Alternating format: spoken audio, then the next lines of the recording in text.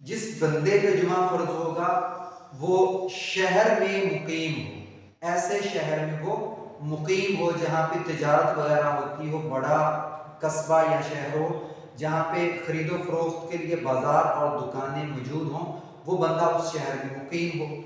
दूसरा कि वो आज़ाद हो, आकिल हो, बालिग हो और मर्द हो।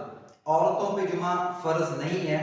हाँ, अगर वो किसी ऐसी मस्जिद में जहाँ पे शरई शराइत के साथ औरतों की जमात का बंदोबस्त है, वो वहाँ पे जुमा पढ़ लेती हैं तो ठीक है, वरना औरतों पे नमाज जुमा फर्ज नहीं है। फिर सेहतमंद हो,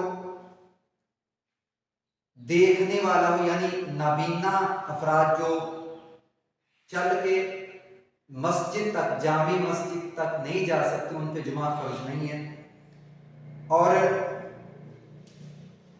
माजूर ना हो, यानी कि उसकी टांग वगैरह ठीक हो, कटी हुई ना हो, टांगों से माजूर ना हो, यानी कि आराम से वो मस्जिद तक जा सकता हो। अगर माजूर हो तो उसे ले जाने वाला बंदा जो मस्जिद तक उसे ले जा सके, ऐसा बंदा मौजूद हो तो फिर उस पर जुमा फर्ज होगा। ठीक है जी। वो किसी कैद में ना हो, जो कैदी है उस पर जुमा फर्ज नहीं है।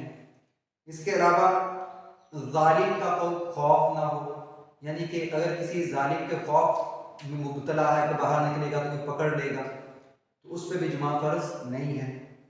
फिर कि वो इलाका जिसमें वो रहता है उसमें कोई कुदरती आफत, शदीद कुदरती आफत मौजूद ना हो, यानी कि जैसे कि सैलाब, जलजला वगैरह या कोई जंग का माहौल हो जिसमें कुदरती आफत वगैरह हो और लोग इज्तिमा ना कर पाएँ, तो उन सूरतों में जुमा जो है वो फ़र्ज़ नहीं होगा।